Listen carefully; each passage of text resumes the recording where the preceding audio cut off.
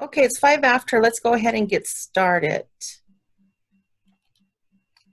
I want to welcome you again and good morning and thank you again for joining us for the American Indian Alaska Native Tourism Association's webinar series on grants and funding resources. My name is Sherry Bowman. I am IANTA's Education Support Specialist, and today I will be serving as the webinar moderator. For those of you that are not familiar with IANTA, we are the only national organization that defines, introduces, grows, and sustains American Indian, Alaska Native, and Native Hawaiian tourism that honors traditions and values. We provide tourism-related education to tribes across the United States. And in this webinar series, we are working with our federal partners that have grants available to tribes. Today's webinar is titled Exploring Economic Development Administration, EDA, Funding Opportunities. The EDA mission is to lead the federal economic development agenda by promoting innovative and competitiveness, preparing American regions for growth and success in the worldwide economy. This webinar will discuss how to lead the federal economic development agenda. EDA partners with tribal governments and tribal nonprofits and encourage its partners around the country to develop new ideas and creative approaches to address rapidly evolving economic conditions. As the only federal government agency focused exclusively on economic development, EDA facilitates regional economic development efforts in efforts in underserved communities across the nation. If you have any questions during the presentation, please type them into the chat box on your control panel. I will facilitate the questions and answer session at the end of the presentation. So at this time, I'd like to introduce our speaker, who is Jody Duncan, the EDA Program Specialist from the Denver Regional Office. Jody grew up and was educated in Denver, Colorado. She received a Bachelor of Science degree in marketing from Metropolitan State College in Denver. Jody has also worked for the Economic Development EDA for the past 28 years. Prior to working for EDA, she worked for Health and Human Services with the Head Start program. Jody's primary area of responsibility has been with the planning and local technical assistance grant programs. She specifically works with the district and tribal planning grants, local technical assistance, economic adjustment assistant, and short-term planning grants. Her responsibilities include processing grant applications, monitoring awards, and working with district and tribes to receive economic assistance. Jody is the primary point of contact for tribes in the Denver 10-state region and provides assistance to tribes across the U.S. in relation to EDA's grant programs. Jody also serves on a Department of Commerce Tribal Liaison Committee made up of all agencies within commerce. Please welcome Jody Duncan. Thank you so much, Sherry. I appreciate the introduction, and I appreciate everyone that is on the webinar today, and appreciate your time in listening to information about EDA. As Sherry indicated, EDA's mission is leading the federal agenda by promoting innovation and competitiveness for Americans' regions for growth and success. We are the only federal agency that has economic development as our exclusive mission and a real focus related to job creation. We provide grant-based investments to units of state and local governments, universities, tribes, and nonprofits that are suffering from severe economic distress. EDA is an agency within the Department of Commerce, and we have an annual budget of approximately $250 million, and it fluctuates in recent fiscal years due to additional funding that we've received under supplemental. We are predominantly a grant-making agency. EDA provides investments that are designated to support competitive projects across the country, which will leverage other public and private funds to realize bottom-up regional strategies and economic development goals. The majority of EDA's work is done through the regional offices. There are 6 offices across the country and include territories not shown on this map. For instance, the Caribbean is in the Philadelphia Regional Office of EDA, and the Pacific Islands are in the Seattle Regional Office of EDA. Our headquarters are in Washington, D.C. We have a number of economic development programs that we provide funding for, and these programs are listed here. Economic adjustment, we have our public works program, our university centers, research and national technical assistance, planning, local technical assistance, trade adjustment assistance for firms, and some special initiatives like a disaster supplemental as well as the COVID-19. I'm going to spend some time on going through some slides specifically talking about our investment programs and funding sources. With regards to who's eligible to apply for grants, state and local governments, economic development districts, universities, tribes, and tribal organizations, as well as nonprofits. And with regard to just our public works and economic adjustment assistance programs, the eligibility for just those programs only, it's based on economic distress of the area. The basic grant rate starts at 50% for all of our programs, and it can go up to 100% depending on the level of economic distress. So for our public works and EAA programs, economic distress is defined by a 24-month unemployment rate that is at least 1% of the national average, or a per capita income that's less than 80% of the national average. And we also have eligibility criteria. If you don't meet one of those two, then we also have special need, and special need includes closures or layoffs of major employers, military installation closures, and presidentially declared disasters and other emergencies, as well as opportunity zones and special situations described in the FFO. Now I want to go into talking about each one of our programs and providing just a bit of a highlight, and then we'll get into more in-depth with each of them as we move along. So one of our programs is Public Works. It helps communities revitalize, expand, and upgrade their physical infrastructure to promote creation and private investment. It's traditional infrastructure, public infrastructure that includes fiber optic, telecommunications, manufacturing facilities, industrial parks, roads, sewer, those types of projects, including business incubators or skills training facilities. Our typical investments for public works range between $200,000 to $1.25 million, with an average of $1.4 million, and our typical annual allocation is $118 million. Then we also have our Economic Adjustment Assistance Program, and it's similar to our public works, but in order to access this assistance, there needs to be, in your region, needs to be experiencing adverse economic changes that occurred suddenly or over time. We fund projects such as economic studies, planning or strategy grants, implementation construction grants like we do under public works, as well as revolving loan funds. So our typical investments under that program is $100,000 to $1.25 million, averaging at $820,000, and our annual allocation is $37 million. We also have our planning program, which includes our planning partnership grants that are funded on an annual basis, and those grants to districts and tribes range between $51,000 to $70,000, and they are to help build capacity and assist with economic development planning, including the Comprehensive Economic Development Strategy called a CEDS.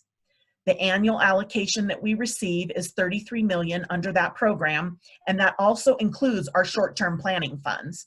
Short-term planning funds are assist in developing an an organization's first comprehensive economic development strategy, or it can be used for short-term planning activities or economic development strategies. We also have our local technical assistance pot of money, and under those funding sources, we fund feasibility studies, preliminary feasibility studies that would lead to infrastructure projects, and our allocation is $9.5 million, but that $9.5 million includes our University Center program. We have a University Center program that builds on resources located within colleges and universities to support economic development strategies in their areas. Our universities rely on their expertise and technical assistance to address workforce training programs, applied research centers, technology commercialization, also feasibility studies, market research, economic impact analysis, and other technical assistance to help communities. EDA has an open competition every 5 years for our university centers. In 2018, the Denver regional office of EDA, as well as the Austin region, had a competition. In 17, the Seattle and Atlanta regional offices had their competition, and in 2016, the Chicago and Philadelphia regional offices had their competition. So currently, all of the funded university centers across the country are in some stage of their 5-year programs, and our next open competition will be in 2021 for both our Chicago and Philadelphia regions. We also have what's called our Build to Scale BS2 program. It was formerly known as our Regional Innovation Strategy Program. And under that program, it's a national program, and it includes 3 competitions: a venture challenge, a capital challenge, and an industry challenge. And the main focus on those those grants is that they support entrepreneurship, acceleration of company growth, and increased access to capital. And they're available to eligible entities to build regional economies through scalable startups. The allocation for that program is $35 million. We also fund trade adjustment assistance for firms. It's a national program run out of Washington, and EDA funds 11 trade adjustment assistance centers that help strengthen the competitiveness of American companies that have lost domestic sales and employment because of increased imports of similar goods and services. The annual allocation is $13 million, and all of the trade adjustment assistance centers are listed on EDA's website by state. And when you go on the link to search by state, it allows you to see the trade adjustment assistance firms that are funded, as well as the university centers that are funded for that particular state, if there is a university for that state. We also have research and national technical assistance funds, and that pot of money is also run out of our national program, out of headquarters in Washington. And those funds are to support research of leading edge world-class economic development practices and information dissemination efforts. The annual allocation is $1.5 million.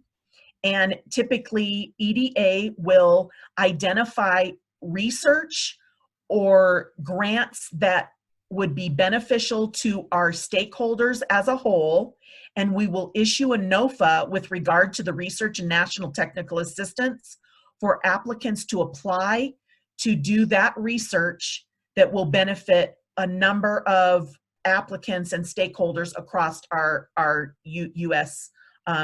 region. EDA also has disaster supplemental funds, as well as COVID-19 supplemental funds that were awarded to EDA. So in 18 and 19, EDA received disaster supplemental funding, making $587 million available to eligible grantees that served communities in a presidentially declared major disaster in 2018, and then floods and tornadoes that happened in 2019. Again, the allocation for those two disasters in 18 and 19 was 587 million each year. And then this year, we received COVID funds under the Coronavirus Aid, Relief, and Economic Security Act, and we're funding grants out of our Economic Adjustment Assistance Program to assist communities impacted by the coronavirus pandemic in 2020. Our allocation for that program was $1.5 billion. I first want to talk a little bit about our disaster supplemental funds that we received. EDA, we're still trying to spend the disaster supplemental funds that we received for federal disaster declarations that were made in 18 and 19.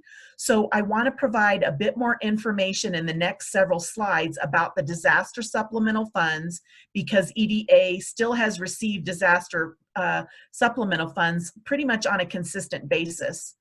So as I mentioned, in 18 and 19, EDA received $587 million to assist communities that experience economic distress or economic harm resulting from typhoons and hurricanes, wildfires and earthquakes. And these are, again, federally declared natural disasters that occurred in 2018, and then tornadoes and floods that occurred in 2019. The objectives of our disaster supplemental funds are to facilitate long-term economic recovery through a variety of both non-construction and construction projects. These funds help develop the development of disaster recovery strategies and the implementation of recovery projects. So they can assist with rebuilding damaged infrastructure and in the construction projects. They can help recapitalize revolving loan funds that will assist companies that were impacted by the disasters. We also assist with disaster resiliency activities, and these are under our economic adjustment assistance programs as they relate to the areas that were impacted by the disaster. These projects address resiliency in the fact that the funds are used to update a CEDS, which is a comprehensive economic development strategy or an economic disaster resiliency strategy. It can also provide strategic planning to develop the strategy. It can also assist with disaster recovery coordinators that we've helped pay for that help with the resiliency and planning for the area that's impacted. We provide revolving loan funds, and then also use our infrastructure grants to help with damaged roads or bridges or other devastation in the area, as long as it relates to economic development. Again, on the disaster side, the competitive disaster projects, we want them to increase the ability of the community to anticipate, withstand, and bounce back from that particular disaster. So we ask, the types of projects that we fund are resiliency and communication and broadband, industrial diversification, economic diversification, helping support development practices as well as best practices in business districts, and helping serve the communities that were impacted by the floods and the disasters that occurred. So along with EDA's disaster funds, even though you're applying for, you might be applying for a disaster project, the project still needs to meet one or more of EDA's investment priorities. So our investment priorities are recovery and resiliency, critical infrastructure, workforce development and manufacturing, export and foreign direct investment, and opportunity zones. And there is information about EDA's investment priorities on our website. EDA asks that the any applications that come in for disaster, that there's a nexus between the scope of work that you're proposing and the disaster recovery and resiliency efforts that are being made with your application. As far as where the funds can be used, it needs to be for eligible projects that are located in or serving the communities that are actually impacted by the disaster declaration. So if the eligible locations are federally declared major disaster per the Stanford Act and listed on FEMA's website, and we can do construction projects including design and engineering, but it needs to be located within an eligible county that was affected by the disaster, as well as non-construction projects that have a scope that's primarily benefits the eligible county and stakeholders representing those eligible counties directly engaged in the project. In 18 and 19, we received this disaster supplemental funds, and we do ask that there is a disaster nexus narrative provided with your application. So this nexus is in your scope of work, and it should provide the information with regard to how your project directly has a benefit for the disaster recovery and resiliency efforts that are planned. So we want to see that your project demonstrates the connection between the consequences of the disaster that occurred and the outcomes that are going to be as a result of your project in that disaster area. So we ask that each one of those applications include a narrative that provides this nexus for what your project wants to do and how it's going to alleviate the disaster and recovery assistance for that area. Generally, the grant rate for our disaster projects starts out at 50%, but because of the disaster, EDA expects to fund at least 80% of the approved project costs, and grant rates can be less than 80%. They're really based upon the scale of the project, the total project cost, and as always, the distress of the community. EDA can increase our share of the project cost up to 100% on a case-by-case basis if the applicant has exhausted its effective taxing or borrowing capacity and is not able to provide the matching funds to the project. And EDA always recommends that applicants reach out to their economic development representative that is available in each one of our states that can help you further identify your project and grant rate. With regard to eligible infrastructure projects that EDA has, still using the disaster funds, it includes restoration of damaged infrastructure and resilient infrastructure and enhanced infrastructure. And the types of projects that we have funded for disaster include, of course, our main infrastructure, roads or rail or bridges, stormwater, drainage, water and sanitation infrastructure, business parks, broadband, workforce training, entrepreneurship facilities, and other projects that are aligned with EDA's priorities. EDA's disaster supplemental information is also available on our website as well. And I provide a link for that disaster recovery supplemental.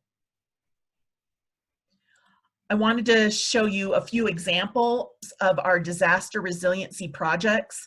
This one was probably one of the largest projects that we funded. It was in Cedar Rapids, Iowa in the 2008 floods, where we assisted with a downtown US Cellular Events Center, and our participation was $35 million of the $67 million project. In addition, we funded things like floods for a redevelopment of the downtown infrastructure in North Dakota In Minot, our participation was $18 million of the $29 million project. And you can see the before and after picture on that one. We've also assisted things like street elevation, design, and engineering. This one happened to be in Iowa City, Iowa, that happened in the 2008 flooding. EDA's participation in this one, it was a $40 million project, but our participation was only for the design and engineering that was $3 million.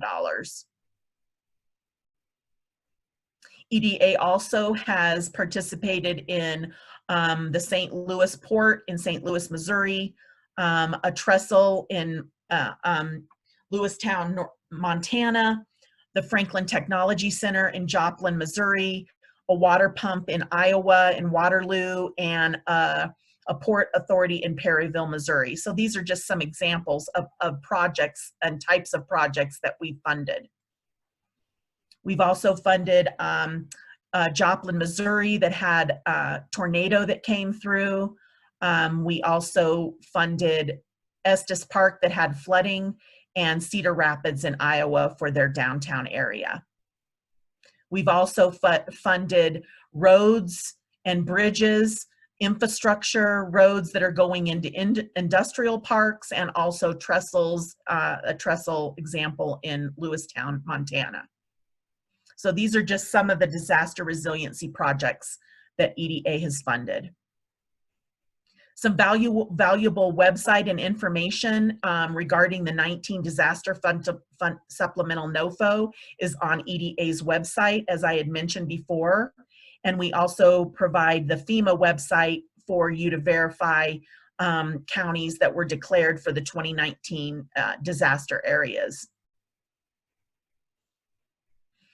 Here's some additional resources. The one at the top is available on EDA's website for disaster recovery. The other three that are listed are economic resilient economic conditions provided by NIST, as well as resilient cities listing, and Department of Energy's website with regard to solar energy and renewable energy. I did want to talk briefly about EDA's investment priorities. I had mentioned these previously. Our priorities are recovery and resilience, critical infrastructure, workforce development and manufacturing, export and foreign direct investment, and opportunity zones.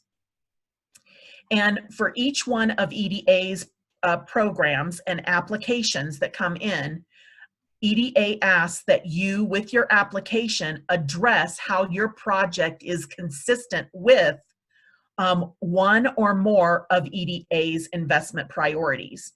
And on EDA's website, we list the investment priority, and it includes a brief description of that priority that can help you identify and better explain how your project is consistent with that investment priority. You don't have to address all 5 of the investment priorities. This page lists 4 investment priorities. Opportunity zones is also one of our other priorities, but each one of the applications that are submitted to EDA need to at least address one or more of EDA's investment priorities. Now I want to talk a little bit about EDA's programs and funds. And I'm going to go through several slides here that explain a little bit more in detail about the types of projects that we fund, the pots of money, and some examples of the types of projects that we fund. So our public works pot of money is to help revitalize, expand, and upgrade physical infrastructure that's going to attract industry and encourage business expansion. The real focus on our public works projects is job creation and private investment. So in order to be competitive, the projects really need to have some type of job creation, and I'm not talking about construction jobs, we're talking about permanent jobs that will be created as a result of the project. Projects that we fund consist of water and sewer investments, rail, industrial parks, high-tech, workforce training centers, incubators and accelerators, technology-based facilities, and telecommunication infrastructure. Some examples that we've funded in the past include a water sewer line, roads, of course, energy park infrastructure in Minot, a water treatment plant or upgrades in Windsor, Colorado. We helped assist with the Botany Entrepreneurial Center for horticulture, and also a renewable energy park in Brighton, Colorado. So using our public works funds, over the past 5 years, EDA has awarded approximately 111 grants, providing over $8 million in assistance to tribes for business creation, road construction, and other infrastructure, as well as the creation of economic development plans. Some examples that we have for public works projects include a grant that we provided to Sisseton-Wahpeton for $657,000 that helped construct an industrial building that housed the Dakota Western Corporation, a tribal business. We also awarded the tribe a grant for $500,000 to double the size of the facility several years later. And an example of this project we included in my example because the Dakota Western employed 40 employees and 80% of them were Native American. Another type of project that we funded under Public Works was to Standing Rock, that was for $820,000, and it was to assist with the acquisition of high-speed broadband and backhaul equipment. And that was to fully, it provided provisional mobile and fixed wireless broadband services to the population on the reservation. And by providing these services for small and home-based businesses, it really helped to assist the tribe with their economic opportunities on the reservation. Another example of a tribal project that we funded was for Blackfeet Business Council for about $977,000, and that was to construct a new commercial building to house offices, retail space, and equipment to support administrative headquarters for a tribally owned business. The project was really critical in the tribe's ability to leverage other federal grant funds that were in the amount of $13.8 million under the ARRA broadband investment that was made to the state of Montana at that time for their fiber optics corridor in the Missoula area. Now I want to get into a little bit another pot of money that we have. It was our economic adjustment funds, and it's very similar to our public work funds, except for in order to access these funds, there needs to be an experience where your community has experienced severe or economic dislocation that occurred either suddenly or over time. And the dislocation may have been, you know, a presidentially declared disaster, and the types of projects that we fund under economic adjustment are construction or improvements to public assets, design and engineering, technical assistance, economic recovery strategies, and recapitalization of revolving loan funds. So our economic adjustment assistance funds also provide assistance to incubators and workforce training. We have had several projects that's been a focus. The incubators and accelerators, we can fund feasibility studies for them or pro formas, looking at their tenants, the leasing agreements, and also workforce training centers that lead to job creation and development of skills for the workforce that was impacted by the disaster that occurred.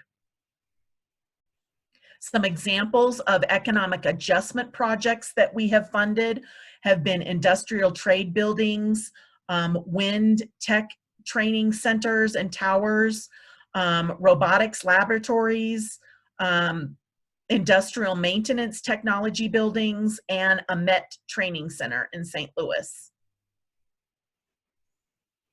Other types of projects that we funded was E2 Factory in Springfield, an innovation center in South Dakota, a technology enterprise center in Missoula, a mobile apps lab in Ogden, and a Wyoming technology business center in Casper. A tribal type of project that we have funded was $33,000 to Assiniboine and Sioux tribes for a workforce assessment study to develop strategic plans for the tribal's workforce capacity to align with the regional economic opportunity. This state of the workforce study provided a model for high quality job creation and public-private investment that was an integral part of their planning process. As I mentioned before, EDA, under our Economic Adjustment Assistance Program, we also have revolving loan funds. And the revolving loan funds that EDA has are across the nation, and we have approximately 558 EDA-funded RLFs nationwide. We have an investment of $555 million, and our combined capital base is roughly $843 million. Our total available lending amount is roughly $250, and we've made over 27,000 loans. We have more than 12 billion non-RLF dollars that have been leveraged, and we've saved and calculated about 340,000 jobs have been created, and 370,000 jobs have been retained as a result of our RLF program. EDA's RLF guiding principles for that program is that they are for gap financing. Our main focus is jobs created and leveraging private capital.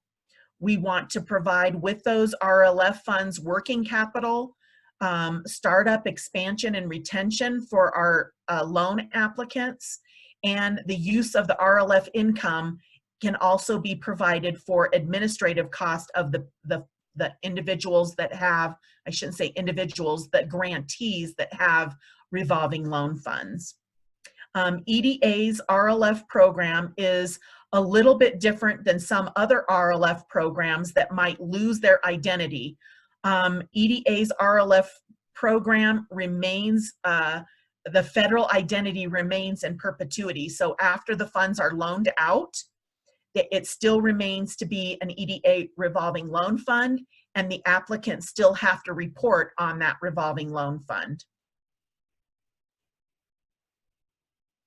This recent grant is an example of a recapitalizing of an RLF, as well as expanding its purpose to include redevelopment assistance. We had Region 9 in Southwest Colorado received a recapitalization of their RLF program, and they also manage a portfolio of RLFs from USDA Rural Development. And in this instance, they collaborated with the Southwest Colorado Accelerator Program for Entrepreneurs, and they had a mentoring training program for startup businesses. And with that training program, they made loans to 3 of their 15 graduates from that program. So it really is an opportunity to use these funds for capital equipment, inventory, and working capital in the use of these revolving loan funds. EDA has also provided assistance to our coal communities and communities that have been affected by coal. And our key there is to collaborate and have multi-agency efforts designed to provide federal resources to helping these communities that have negative impacts due to the coal industry and related supply chains. Our region's focus is the regions need to be able to document their impact from their project with the eligible areas and communicate that area has had disaster or linkages to the coal industry and the supply chain and the need for the assistance to that coal community. In addition, EDA has the regional innovation strategies called our RISC program, and that again is a national program run out of our headquarters in Washington, and it was a program that I had mentioned earlier. They have resources available under 3 different challenges. We have seed funds support grants to offer technical assistance and operational costs for feasibility planning and formation, to look at cluster-based seed funds that invest their capital in innovation-based startups for potential high growth and job creation. We also have the I6 challenge that is support proof of concept and commercialization centers. And the projects that we fund don't have to be located in distressed areas, but we really emphasize their regional connectivity and applicability to ensure that they address as broad of area as possible. EDA also has our University Center program that provides resources and assets of the universities surrounding the regions to support economic development. And again, EDA's universities are listed on our website, and the contact information for those universities. Each one of them has their own specific scope of work and focus. And EDA is also committed to making sure that the partners that we have with our university centers also partner with our economic development districts, that they can both collaborate among each other, because these 2 applicants are our ongoing economic development funding grantees and stakeholders, and we want to make sure that they are collaborating with each other as much as possible. EDA also has the technical assistance and short-term planning program, and those two programs are to help design and provide applicants resources to analyze, disseminate, coordinate information, and that can help leaders make more informed decisions. The projects, then types of projects that we funded include feasibility studies, economic impact or cluster analysis projects, best practices and dissemination of information, and collaborative regional projects.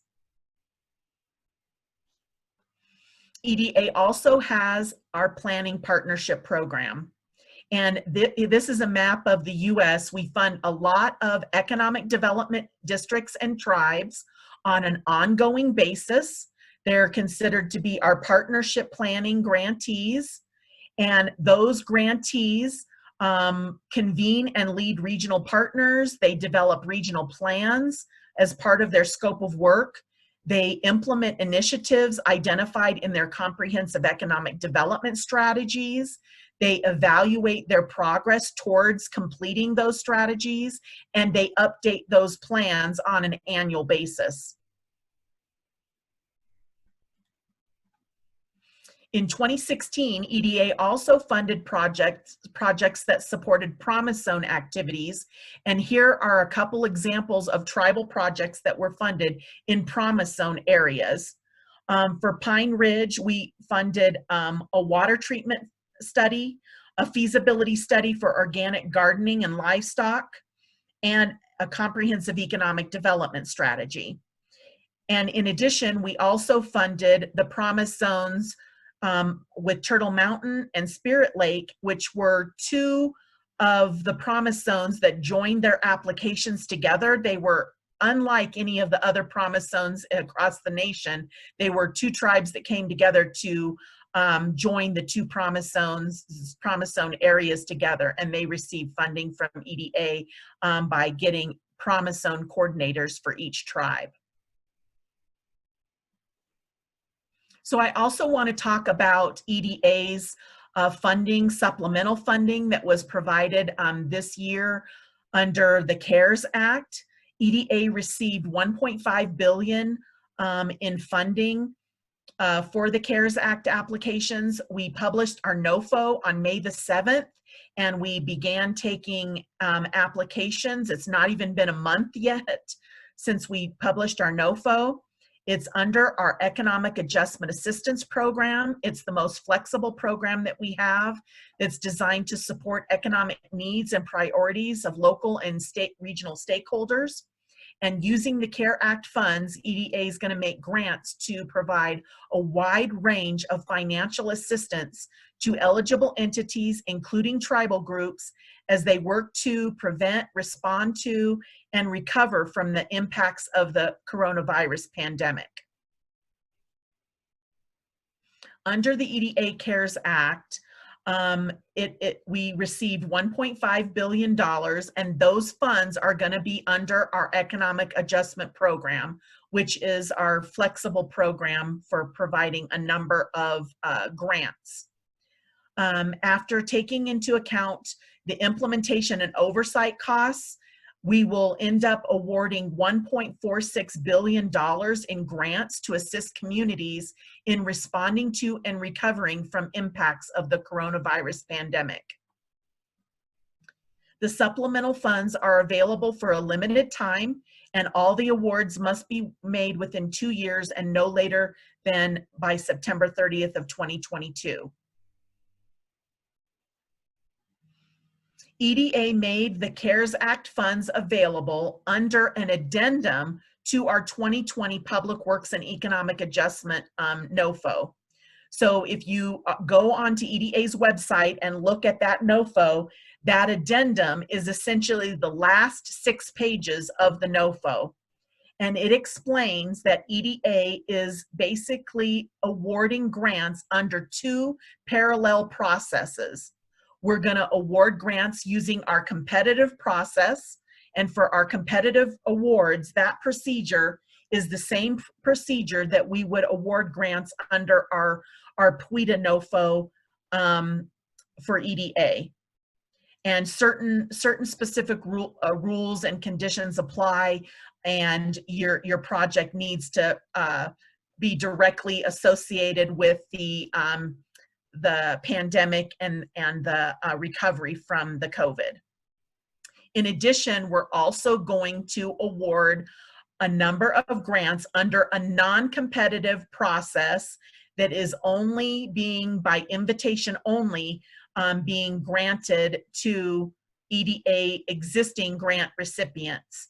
So previously I talked about the planning partnership grantees that consisted of our economic development districts and our tribes, our university center grantees, and our RLF recipient grantees.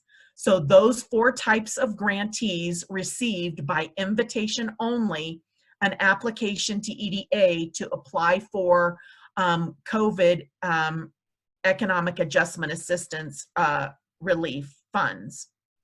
Our Denver region, we received $193 million for our 10-state region, and the other 5 regions throughout the United States received anywhere between $225 million up to $259 million that was received by our Philadelphia office. And this information can also be found in the NOFO for the last 6 pages to the addendum to the NOFO. As many federal agencies, we provided an add-on to our website that specifically addressed the coronavirus, and EDA's website now includes a page that provides information about the CARES Act funds that we are going to be granting. And on that website, EDA also provided a PDF attachment that specifically addressed and answered frequently asked questions with regards to our revolving loan funds. And I know throughout this presentation, I've talked a lot about our programs and funding sources. And I just wanted to spend just a minute talking about if you've got an application or an idea, what the process is for you to actually get and go through that process to receive funding. So on EDA's website, if you search by your state, you will see that each of the states and throughout the nation have a representation from EDA by what's called an economic development representative. And EDA has these individuals that provide assistance in these states. They're EDA employees, and they really are your first point of contact to discuss project ideas or potential ideas that you have for projects that you'd like EDA to be involved with. So EDA doesn't have a set due date for applications to be submitted. We accept applications throughout the year on a rolling basis, and at the end of the fiscal year, we typically over-invite applications into the following year. So your first line is discussing your application or your proposal with the economic development representative, and then you submit a proposal to EDA for consideration. EDA reviews that proposal, and 3 outcomes are as a result of that proposal. We either recommend the proposal or for further consideration to submit a full application, or we say no to the proposal, or we have additional questions or clarifications that need to be made on that proposal. So after that, if we've recommended you for an invite, then we go to move forward to invite you for a full application. After you submit your full application, then all of the applications that we have are taken to what is called an investment review committee, and those applications compete for the funding, and they're all reviewed. The decision there is made to not fund your project, or if it's considered for further recommendation or for further consideration, then we have 30 days for you to provide any additional information in your application. There sometimes maybe forms or something that were not completed, or additional questions that EDA has. That's usually 30 days to clear up those things, and then we continue processing your application for an award. So the whole process can take anywhere between 30 to 90 days, depending on how many questions that there are, or how complete the application is, and how much information, additional information might be needed with regard to your specific project. So that kind of gives you a little bit of an overview of the process for submitting applications to EDA and the process that you go through. Lastly, I wanted to provide my contact information, my email address, and my phone number. And I just want to say thank you so much for being patient, listening, and hopefully the slides and the information that I have is helpful and has provided broader information to you about the types of EDA projects that we fund and the funding pots of money that we have available. So I'm gonna turn it back over to Sherry if you want to open it up at this point for some questions, I guess. Thank you, Jody, for providing us with valuable information on grants, funding, and funding opportunities available through EDA. We will go ahead and take questions now. Just a reminder, please be sure to type your questions into the chat box of your control panel. And we do have a few questions here. Let me see. I have Essence asking, could you please speak a little bit more of the Opportunity Zone designation? Many tribes in our area, which is Southern California, are not within op zones. The state op zone designation then disallows our participation in some federal funding types. Do you have an answer for her, Jody? Yeah, so you don't, all of the tribes on the call are eligible applicants.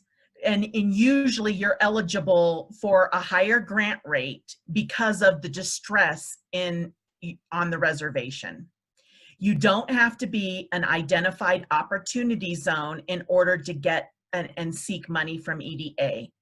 In addition, EDA, unlike some other grantees where their applications get scored higher because they're in an opportunity zone, that is not the case with EDA. We do want to work with grantees that are in an opportunity zone because typically the distress is greater in those areas. But we don't score and rank your application because, or you don't get scored down because you're not in an opportunity zone. I hope that answered her question. Thank you. Let's see, we have another question here from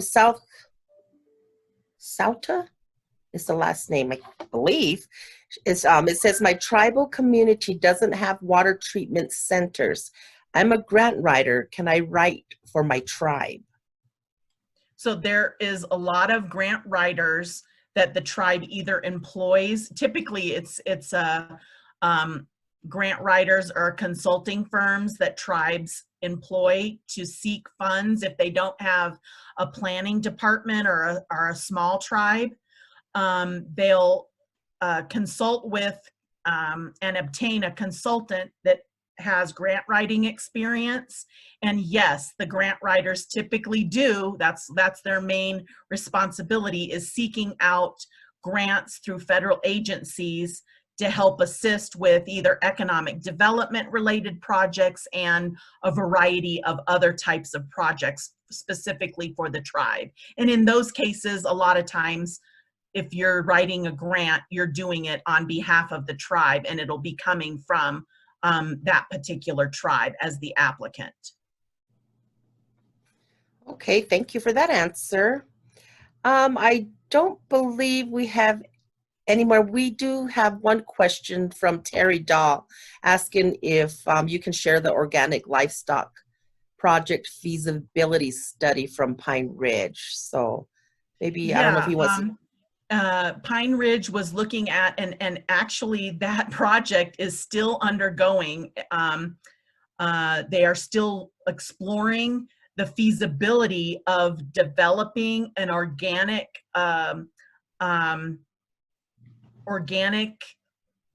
and livestock is just a byproduct, can be a byproduct of it. Their real focus is not livestock. It was the organic facility and determining whether organic and raising organic food and that kind of stuff would be feasible on Pine Ridge. And they were looking at, as far as the livestock goes, if there's anything related to organic and organic growing that as a byproduct could be fed and stuff to livestock. So that's the project. It's still ongoing, and hopefully it will be feasible.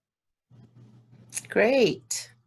Okay, well, I think we've covered all our questions. So if any of you have any additional questions, please feel free to email myself or Jody, and we will get them answered offline. My email address is sbowman@aianta.org, and you will find Jody's email address on the screen again, or the previous screen. I can also send it to you if you need it. So we will be posting the slides on the IANTA website, and we'll send a link to your email addresses. Our next webinar is scheduled for July 14th, 2020. Our presenter will be from the Department of Agriculture and Forest Service, and we'll share in which ways the U.S. Forest Service and the USDA support cultural heritage tourism. Thank you, everyone. We appreciate you being here today. Have a great day, and we will see you at the next webinar. Thank you.